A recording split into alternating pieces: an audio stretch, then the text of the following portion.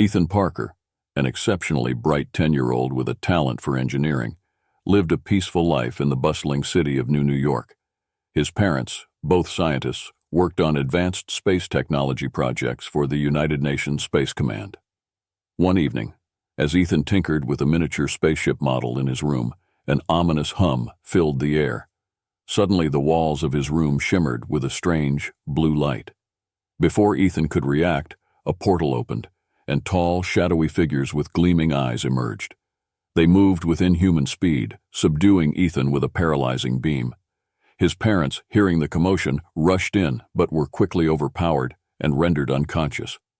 Ethan was dragged through the portal, which closed instantly, leaving no trace of the intruders. He found himself in a sterile, metallic chamber aboard an alien ship.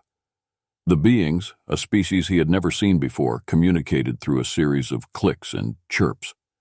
Despite his fear, Ethan's curiosity about their advanced technology momentarily distracted him from his plight. The ship hurtled through space, passing stars and nebulae in a blur. Ethan was taken to the heart of the Galactic Council's territory, a massive space station orbiting a dying star. The station, known as Nexus Prime, was the center of power for the Council, a coalition of the galaxy's most advanced and ruthless species. Ethan was placed in a containment cell, surrounded by advanced force fields. He tried to recall everything he had learned from his parents about aliens and space travel, hoping to find a way to escape. The cell's door opened, revealing a tall, imposing figure with metallic skin and piercing green eyes. It was Zelthar, the leader of the Galactic Council. Zelthar spoke in perfect, albeit cold, English. "Welcome, human child. You are now a guest of the Galactic Council. Your intelligence and unique human attributes have piqued our interest. You will assist us in our research, willingly or otherwise." Ethan's heart raced, but he stood his ground. "I won't help you. My people will come for me." Zelthar's laugh was devoid of warmth. "We shall see, young one. We shall see." Captain Isabella Ramirez sat in her quarters aboard the UNS Vanguard, a sleek, cutting-edge battleship patrolling the outer fringes of human-controlled space. A veteran of many skirmishes, Isabella was known for her tactical brilliance and unyielding determination.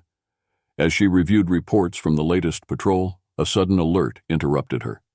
"Captain, we are receiving a distress signal," her first officer, Lieutenant James Carver, announced over the intercom. "It's on a frequency used by Earth-based civilian technology." Isabella immediately headed to the bridge, where a holographic display showed the source of the signal. It was weak and fragmented, but unmistakably human. "Patch it through," she ordered. The message crackled to life. "This is Ethan Parker. Abducted. Galactic Council. Experiments. Help." Isabella's blood ran cold. She knew the Parkers well. They were respected scientists and friends. She also knew the implications of the Council conducting experiments on a human child. "Prepare to trace the signal," she commanded. "We need to pinpoint its origin." As the crew worked to locate the source, Isabella contacted Admiral Chen, the commander of Earth's space fleet. "Admiral, we've received a distress signal from Ethan Parker. The Council has him." Chen's face hardened. "Understood, Captain. You are authorized to take any necessary action to retrieve him. Earth's allies must be informed, and the Vanguard must proceed with caution. The Council's reach is vast and dangerous." Isabella nodded. "We'll get him back, sir, and we'll make them pay for what they've done." The Vanguard, a marvel of human engineering, powered up its advanced engines and set course for the coordinates extracted from Ethan's signal. As they approached the edge of Council-controlled space, Isabella gathered her senior officers. "We're going into hostile territory," she stated, her voice steady. "Our mission is to rescue Ethan and bring him home. But this is also an opportunity to strike a blow against the Council's tyranny. We have allies who share our cause. Contact the Farians and Varkans. We will need their support." The crew sprang into action, sending encrypted messages to their allies. The feline-like Farians, known for their agility and stealth, and the wolf-like Varkans, renowned for their strength and combat prowess, responded swiftly. Both species had long resented the Council's dominance and were eager to join the fight. As the Vanguard neared its destination, Isabella stood on the bridge, staring at the stars ahead. "Prepare for battle," she ordered. We go in fast and hard, for Ethan and for all who suffer under the Council's rule." The ship's engines roared to life, and the Vanguard plunged into the heart of enemy space, ready to face whatever awaited them. Captain Isabella Ramirez stood at the helm of the UNS Vanguard, her eyes scanning the stars for any sign of their allies. The call for assistance had been sent, and now they waited. Her first officer, Lieutenant James Carver, approached her with a data pad. "Captain, we've received responses from both the Farians and the Varkans. They're on their way," Carver reported. Isabella nodded, her expression resolute. "Good. We'll need their help if we're to stand any chance against the Council." Moments later, the vastness of space shimmered as two distinct fleets emerged from faster-than-light travel. The Farians, with their sleek, agile ships, appeared first. Their vessels, designed for stealth and precision, contrasted sharply with the imposing, armored warships of the Varkans that arrived shortly after. A communication request came through, and the holographic projector activated, revealing the faces of Commander Lyra of the Farians and General Tarkhan of the Varkans. "Captain Ramirez, it is an honor to stand with you," Lyra said, her feline features softening in a rare smile. "Humanity has proven itself a worthy ally," rumbled Tarkhan, his voice like distant thunder. "We are ready to fight." Isabella acknowledged them with a nod. "Thank you both. The Council has crossed a line, and together we will make them regret it." As plans were being finalized, the mood shifted abruptly when the radar officer called out, "Captain, multiple contacts closing in fast. It's a Kraul fleet." The insectoid Kraul were notorious for their loyalty to the Council and their ruthless tactics. Isabella clenched her fists.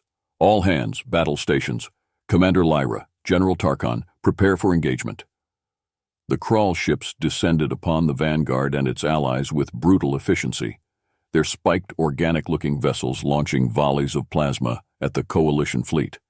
The space around them lit up with the exchange of fire, and the battle began in earnest. Lyra's Farian ships darted through the fray, their agility allowing them to outmaneuver the Kraul and strike at their weak points.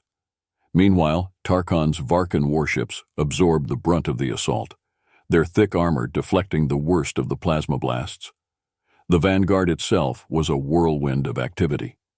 Isabella barked orders, directing her crew to target specific Kraul vessels. "Focus fire on their flagship. We need to cut the head off this snake." Lieutenant Carver worked tirelessly at his console, coordinating with the Farians and Varkans. "Commander Lyra, we need a distraction on their left flank. General Tarkhan, concentrate your fire on their forward batteries." The coordinated assault began to take its toll on the Kraul. One by one, their ships succumbed to the relentless onslaught. But the Kraul fought ferociously, their desperation evident as they realized they were losing. A particularly large Kraul cruiser targeted the Vanguard, its plasma cannons charging for a devastating strike. Isabella made a split-second decision. Evasive maneuvers. Prepare for counterattack. The Vanguard's thrusters roared as the ship veered sharply, narrowly avoiding the plasma blast. The return fire from the Vanguard's main cannons hit the Kraul cruiser dead on, causing it to erupt in a fiery explosion. With the Kraul fleet in disarray, the Coalition pressed their advantage. The remaining Kraul ships attempted to retreat, but they were swiftly hunted down by the vengeful Farians and Varkans. The battle ended as abruptly as it had begun, leaving the Vanguard and its allies victorious but wary. Isabella took a moment to survey the aftermath. "Status report," she called out. Carver responded, "Minimal damage to our ships, Captain. The Kraul have been routed." "Good," Isabella replied, her voice steely. "But this is just the beginning. We've sent a message to the Council. Now we need to keep the pressure on." The Coalition fleet, still fresh from their victory, set course for the relay station. The journey was tense, with everyone on edge, knowing the Council would respond swiftly. As they approached the station, it became clear that it was heavily fortified. "Scans indicate multiple defense platforms and a garrison fleet," Lieutenant Carver reported. "Typical Council overconfidence," Isabella muttered. "All ships prepare for engagement. We'll divide and conquer. Commander Lyra, take your ships and disable the defense platforms. General Tarkhan, your forces will engage the garrison fleet. The Vanguard will handle the station itself." The plan was set into motion. Lyra's Farian ships cloaked themselves and darted toward the defense platforms, their stealth technology allowing them to approach undetected. They struck with precision, disabling the platform's weaponry before the enemy even realized they were under attack. Meanwhile, Tarkon's Varkan warships charged head-on into the garrison fleet. The space around the relay station erupted into chaos as the two forces clashed. The Varkan's brute strength and relentless tactics proved too much for the Council's ships, which began to falter under the sustained assault. The Vanguard, its weapons blazing, approached the relay station. The station's defenses activated, launching a barrage of missiles and laser fire. Isabella's crew responded with practiced efficiency, intercepting the missiles with point defense systems and returning fire with their own heavy cannons. As the Vanguard closed in, Isabella ordered a boarding party to prepare. "Lieutenant Carver, you're with me. We're taking that station." A shuttle launched from the Vanguard, weaving through the firefight and docking with the station. Isabella, Carver, and a team of Marines stormed aboard, quickly overcoming the initial resistance. The corridors of the station echoed with the sounds of gunfire and shouts as they fought their way to the control center. Inside the control room, Council officers scrambled to defend their position. Isabella's team breached the doors, engaging in a fierce firefight. Carver took down the lead officer, while Isabella disabled the station's communication systems. With the relay station neutralized, the Council's coordination in the sector was severely disrupted. As the last of the resistance was crushed, Isabella contacted the Vanguard. "Mission accomplished. The station is ours." The coalition fleet regrouped, the relay station now a smoldering wreck. Isabella addressed her allies, her voice firm. "We've struck a significant blow today, but this war is far from over. We need to keep pushing, keep fighting, for Ethan and for everyone suffering under the Council's tyranny." With renewed determination, the fleet set course for their next target, knowing that each victory brought them one step closer to freeing the galaxy from the Council's grip. Deep within the heart of the Galactic Council's stronghold, Nexus Prime, Zelthar convened an emergency meeting with the Council's elite. The chamber, a vast, dimly lit room with towering pillars and an imposing central dais, hummed with a low, sinister energy. Zelthar, his metallic skin glinting under the chamber's eerie lights, addressed the assembled leaders. "The human threat is more significant than we anticipated. Their recent attacks have disrupted our communications and emboldened other species. We must respond decisively." A holographic image of Ethan appeared above the dais. "This human child holds the key to understanding their rapid technological advancements. Our experiments must continue, but we need to accelerate our efforts. We cannot afford further disruptions." The insectoid crawl representative clicked its mandibles in agreement. "The human's neural patterns are unlike any we have encountered. We must extract their secrets before they mount another attack." Zelthar nodded. "Agreed. Increase security around the research facility. I want no mistakes, and prepare our fleets for a counteroffensive. We will crush this rebellion and make an example of humanity." Meanwhile, in the dark, sterile lab where Ethan was held, the young boy was strapped to a metal table, surrounded by an array of alien instruments. He winced as a sharp probe was inserted into his arm, extracting a sample of his blood. Monitors beeped and whirred, analyzing every aspect of his physiology. Ethan's thoughts drifted to his family and the life he had been ripped away from. Despite the fear and pain, he clung to the hope that Captain Isabella Ramirez and the Vanguard would find him. He had overheard his captors discussing their fears about the human fleet and took comfort in the fact that his people were fighting back. As the experiments continued, Ethan's mind was subjected to invasive scans. The Council's scientists were relentless, probing for any hint of the secrets behind humanity's rapid advancements. The boy's resilience impressed them, but they were determined to break him. One of the lead scientists, a Thulian with translucent skin and bulbous eyes, approached Zelthar with new data. "We have made progress, but the boy's mind is remarkably resistant. It will take time to fully understand and replicate their technology." Zelthar's eyes narrowed. "Time is a luxury we do not have. Double your efforts.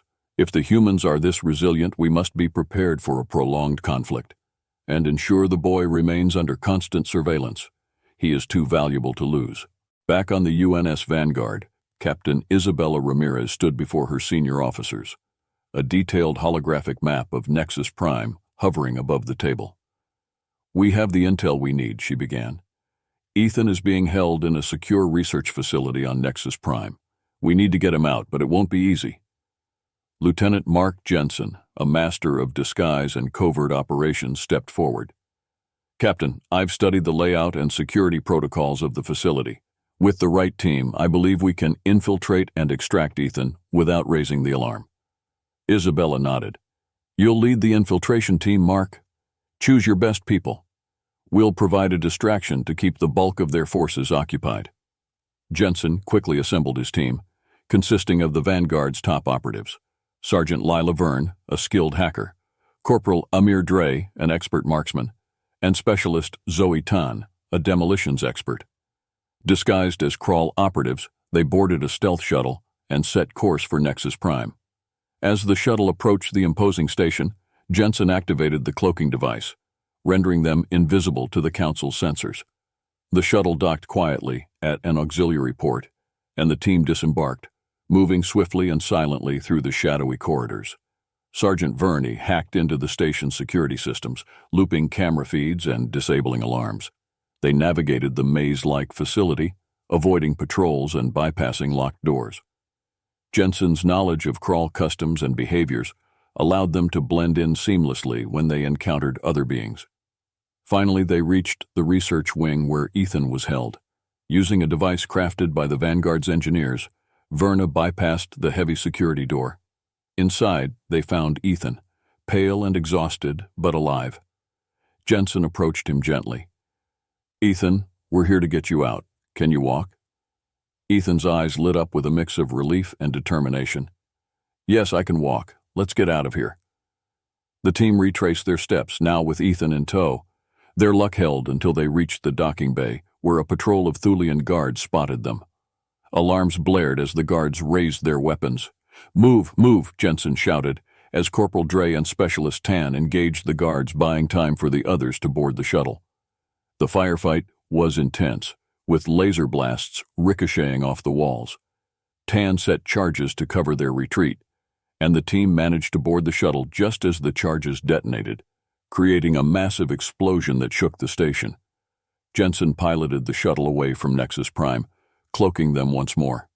"Hang on, everyone. We're not out of this yet." As they sped away, the Vanguard's distraction force engaged the Council's ships, drawing attention away from the escaping shuttle. Isabella's voice came over the comms. "Good work, team. Get back to the Vanguard. We're heading home." The UNS Vanguard jumped through hyperspace, its sleek hull gliding through the cosmic currents. Ethan sat in the medical bay, attended by Dr. Lena Wallace, the ship's chief medical officer. Isabella Ramirez watched over him, her mind racing with plans and contingencies. The boy's resilience was remarkable, but the psychological toll of his ordeal was evident. "Captain," Dr. Wallace said, glancing up from her diagnostic scanner, "Ethan's physical injuries are healing, but he's been through severe mental and emotional trauma. He needs time to recover." Isabella nodded, placing a reassuring hand on Ethan's shoulder. "We'll give him all the time he needs.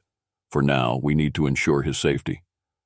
Lieutenant Carver entered the room, a grim expression on his face. "Captain, we've intercepted Council communications. They're mobilizing their fleets. They won't let this escape go unpunished." Isabella's jaw tightened. "Then we need to stay one step ahead. Plot a course to the rendezvous point with our allies. We need to regroup and prepare for the next phase." As the Vanguard altered course, the crew worked tirelessly to fortify their defenses and strategize for the inevitable counterattack. The ship's atmosphere was tense but focused. Everyone knew the stakes. In the war room, Isabella convened a meeting with her senior officers. Holographic images of Commander Lyra and General Tarkon joined them, beamed in from their respective flagships.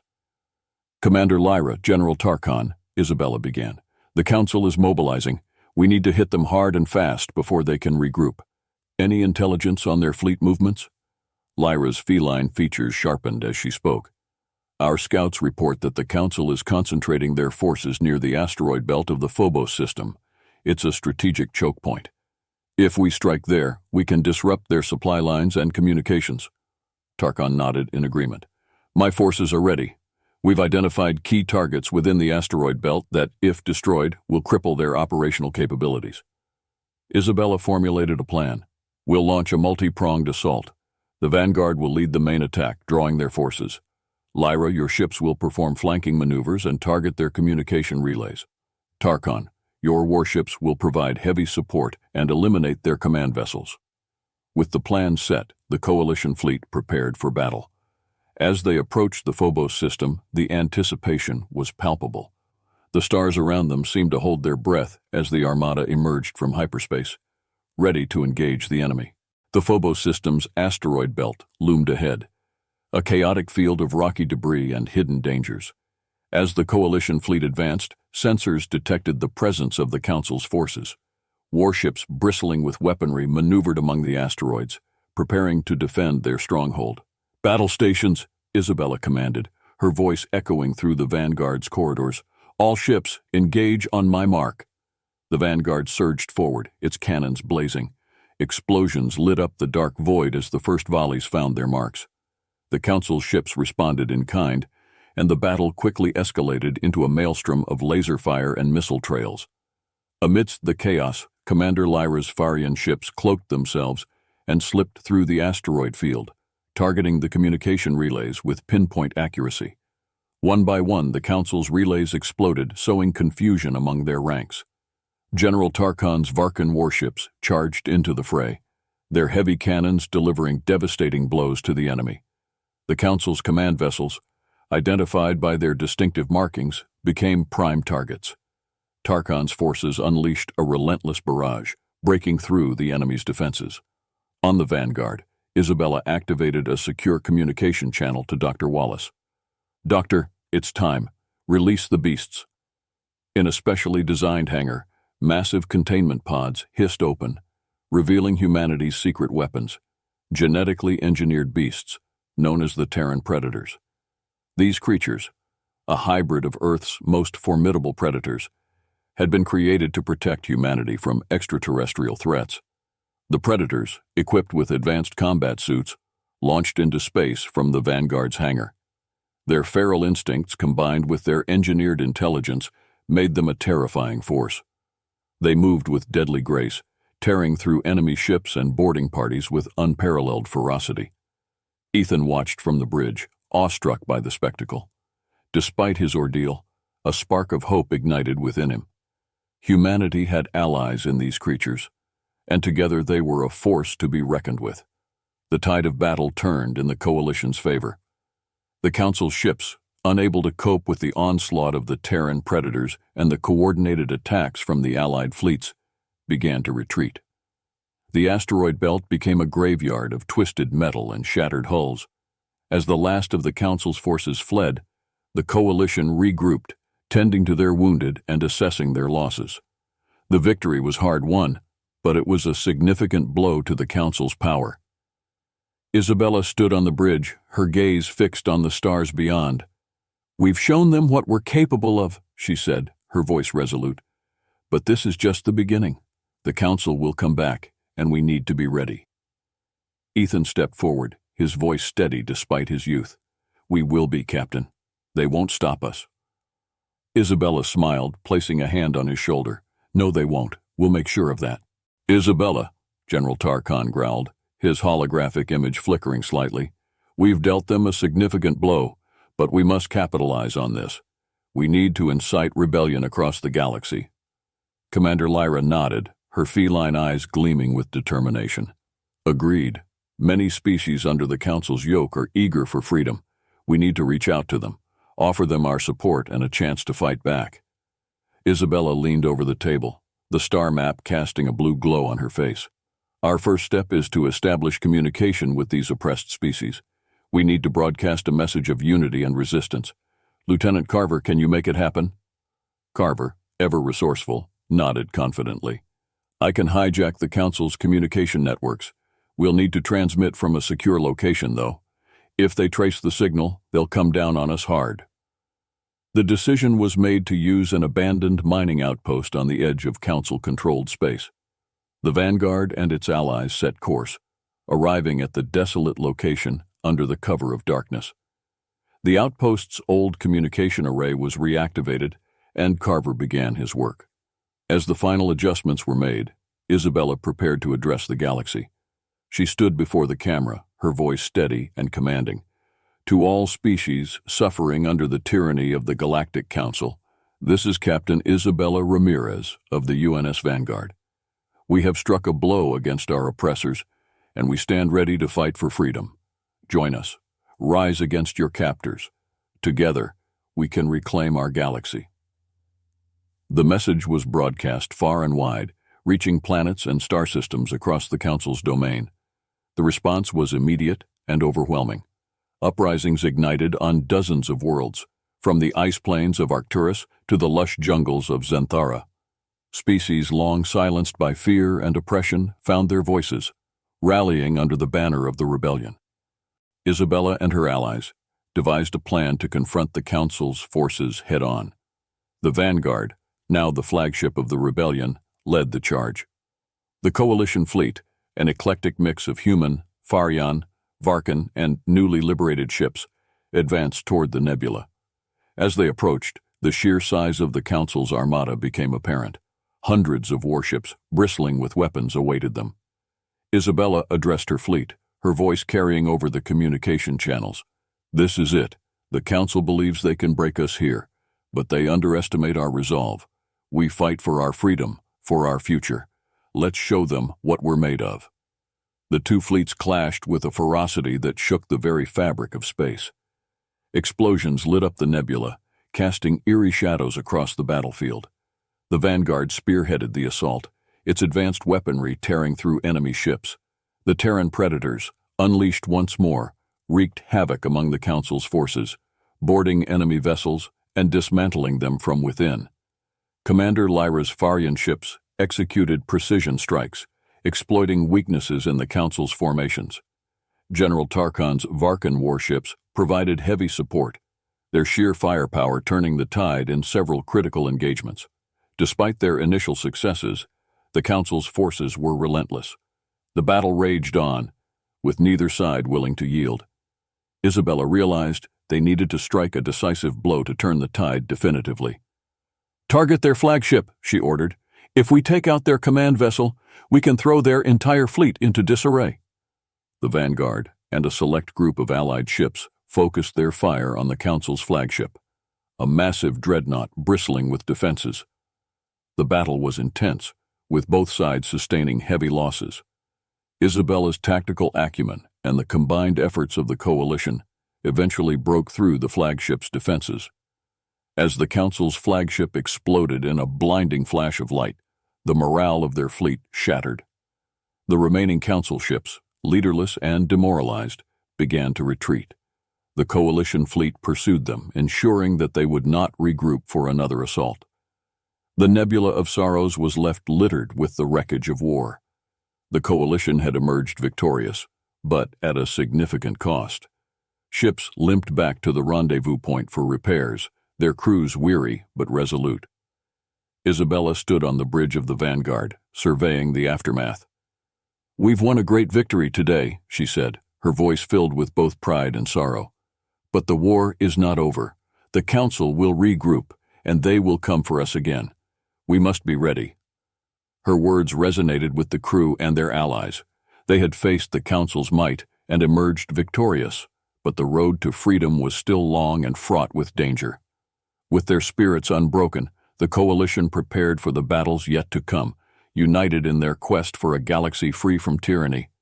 In the aftermath of the battle at the Nebula of Sorrows, the Coalition forces regrouped and made their way to a hidden base on the moon of Lothara. This moon, covered in dense forests and mountains, provided the perfect cover for their operations. As the fleet landed, the atmosphere buzzed with both relief and urgency. Repairs and medical aid were the top priorities. Captain Isabella Ramirez convened a strategic meeting in the command center, a large cavernous room carved into the moon's rocky interior. Holographic displays projected the latest intelligence and battle reports. Among the gathered leaders were Commander Lyra, General Tarkhan, and Neril, the enigmatic diplomat from the planet Virana, whose people had recently joined the rebellion. Neril, with his smooth silver skin and piercing blue eyes, had been instrumental in securing several key alliances. His strategic insights and diplomatic skills had earned him a place at the highest levels of the Coalition's command. As the meeting progressed, Neril presented his latest analysis of the Council's movements. "The Council is reeling from their losses," Neril said, his voice calm and authoritative. "Their fleets are scattered, and their communication is in disarray. Now is the time to strike their supply lines and cripple their logistics." Isabella nodded thoughtfully. "Agreed. We need to keep the pressure on. We'll divide our forces and hit multiple targets simultaneously."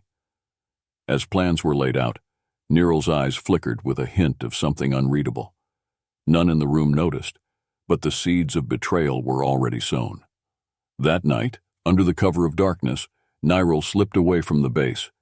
He activated a concealed communication device, one that bypassed the Coalition's security systems. In the privacy of the forest, he contacted Zelthar. "My lord," Neril whispered, his voice betraying a hint of fear, "the Coalition is vulnerable. I have provided the information you requested. Now, I demand safe passage for my people as agreed." Zelthar's image, cold and imposing, flickered into view. "You have done well, Neril. The Council does not forget its loyal servants. Prepare for extraction. Your reward awaits." The following morning, the Coalition forces prepared to launch their coordinated attacks. As the fleet moved into position, alarms blared throughout the base. Isabella rushed to the command center, where Lieutenant Carver was already analyzing the incoming data. "Captain, we have multiple unidentified ships closing in fast," Carver reported. "It's an ambush." Isabella's mind raced. How did they find us? But even as she asked, the answer became clear. "Neril," she muttered, her voice filled with betrayal and anger. Council ships, sleek and deadly, emerged from hyperspace, their weapons already primed. The Coalition forces scrambled to respond, but the element of surprise was lost. The battle that ensued was chaotic and brutal. The moon's surface lit up with explosions as the two forces clashed. Isabella fought fiercely, directing her forces and rallying her allies. Despite their best efforts, the Coalition was outmatched and outgunned. The realization that their plans had been betrayed sapped morale, and the tide of battle turned against them. Amidst the chaos, Isabella saw Neril being escorted to a Council shuttle. She aimed her weapon, but the distance was too great, and the traitor escaped.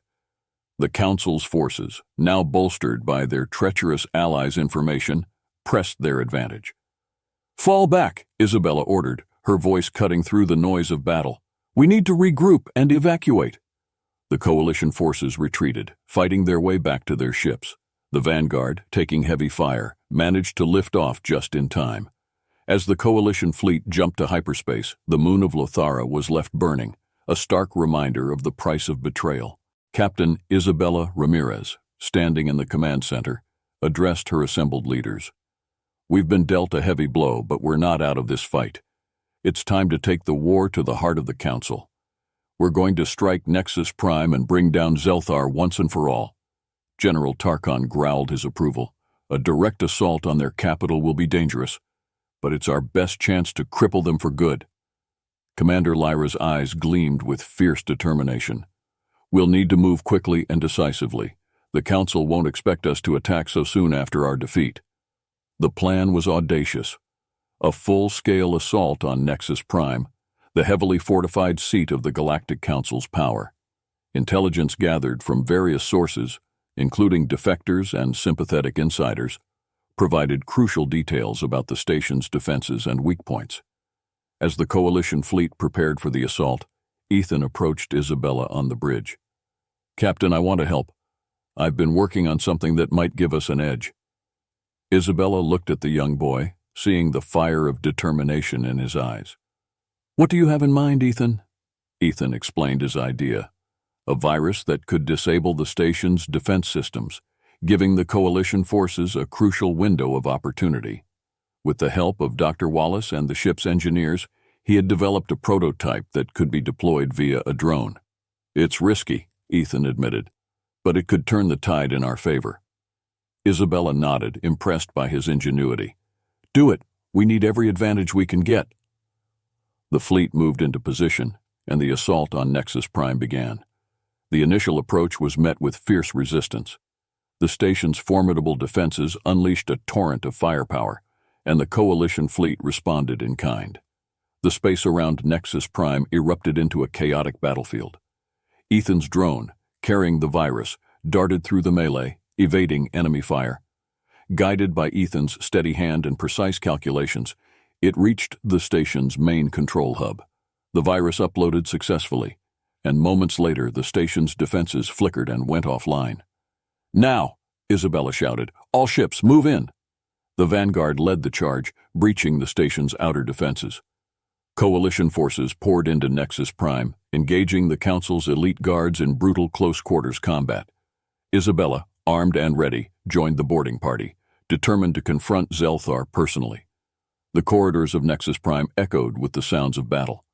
Isabella and her team fought their way to the central command chamber, where Zelthar awaited, surrounded by his most loyal guards. The confrontation was intense, with laser blasts and plasma bolts crisscrossing the room. Isabella's focus was unwavering. She advanced on Zelthar, who stood at the heart of the command chamber, his expression cold and calculating. "This ends now, Zelthar," she declared. Zelthar sneered. "You are a fool, Captain. You cannot hope to defeat the Council." Their fight was fierce and personal, a clash of wills as much as of weapons.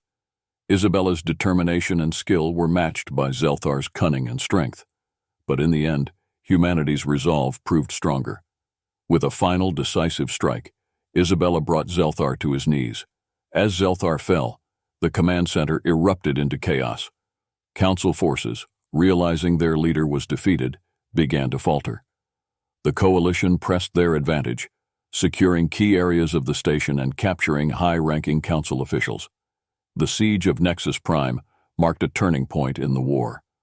With Zelthar defeated and the Council's command structure in disarray, the Coalition seized control of the station.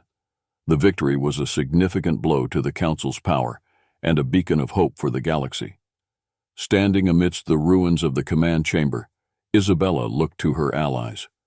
"This is just the beginning. We've shown the galaxy that the Council can be defeated. Now, we fight to ensure that freedom prevails." The Coalition's fleet gathered at a staging point just outside the Zelthara system. The tension was palpable. This would be one of their most challenging battles yet. Isabella stood on the bridge of the UNS Vanguard, addressing her crew and allies through a secure communication channel. "Today, we face the remnants of the Council's might," she began, her voice steady and resolute. "Zelthara is their last bastion of power. If we take it, we break their hold on the galaxy. We fight not just for victory, but for a future free from tyranny, for our families, our friends, and for Ethan." The fleet jumped into hyperspace, emerging near Zelthara. The planet was surrounded by a massive defense grid and a formidable fleet of Council warships. The battle began immediately, with the Coalition's ships engaging the enemy in a fierce exchange of fire. Isabella directed her forces with precision, her commands turning the tide of smaller skirmishes. The Vanguard spearheaded the assault, breaking through the initial lines of defense. Fighter squadrons from both sides clashed in a chaotic dance of death, filling the space with explosions and debris. On the ground, elite Coalition forces led by General Tarkhan prepared for the final assault on the fortress. Ethan, though young, had insisted on contributing. Using his technical expertise, he hacked into the planet's defense systems, creating openings for Tarkhan's forces to exploit. As the Coalition fleet battered the Council's ships, Isabella received a message from Commander Lyra. "Captain, we're detecting a massive energy buildup at the fortress. It looks like a superweapon. We need to take it out before it can fire." Isabella nodded grimly. "Acknowledged. We'll handle it. Lyra, continue to provide air support. Tarkhan, your team needs to neutralize that weapon." The Vanguard descended into the planet's atmosphere, navigating through anti-aircraft fire. The ship's advanced shielding and evasive maneuvers kept it safe, but the danger was immense. Isabella led a strike team, including Ethan, to disable the superweapon from the inside. They landed near the fortress and fought their way through waves of Council soldiers. The fortress was a labyrinth of corridors and defense systems, but Ethan's knowledge and quick thinking guided them through. They reached the superweapon's control room just as it was about to fire. Ethan interfaced with the control systems, working furiously to override the firing sequence. "I need more time," he shouted over the din of battle. "Cover him," Isabella ordered, as she and her team held off the Council guards. The firefight was intense, with laser bolts and explosions filling the room.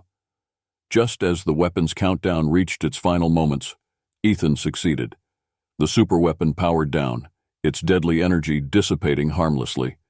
The coalition forces outside cheered as the fortress's defenses began to crumble. Isabella contacted the fleet. "The superweapon is neutralized. Focus all fire on the remaining enemy forces. We're taking this fortress." With renewed vigor, the coalition fleet pressed the attack. The Council's forces, now leaderless and disorganized, began to fall apart. General Tarkhan's ground troops secured the fortress, capturing the last high-ranking Council officials. Isabella walked through the makeshift medical tents, checking on her injured crew and allies. The air was thick with the scent of antiseptic and the sounds of medics attending to the wounded. She found Ethan sitting on a cot, a bandage wrapped around his arm but otherwise unharmed. "You did well, Ethan," she said, sitting beside him. "We couldn't have done it without you." Ethan looked up, his eyes filled with a mix of pride and sadness. "Thank you, Captain. But so many people, so many of our friends didn't make it." Isabella placed a reassuring hand on his shoulder. "We honor their sacrifice by continuing to fight for the future they believed in. We have to build a galaxy where such sacrifices are no longer necessary." As the coalition forces began to regroup, Isabella convened a final meeting with Commander Lyra, General Tarkhan, and other key leaders. The room was filled with a sense of accomplishment, but also the weight of the losses they had suffered. "We've struck a decisive blow against the Council," Isabella began. "Their leadership is shattered, and their forces are in disarray. But our work is far from over. We need to secure the peace and rebuild what's been destroyed." Lyra spoke up, her tone reflective. "We must also address the needs of the liberated planets. They will look to us for guidance and support as they rebuild their societies." Tarkhan nodded in agreement. "The Varkans are ready to assist in any way we can. Our strength will help maintain order during this transition." Isabella looked around the room, seeing the determination in the eyes of her allies. "We've proven that together. We are stronger than any one of us alone. We will create a new Galactic Council, one that represents all species and upholds justice and peace."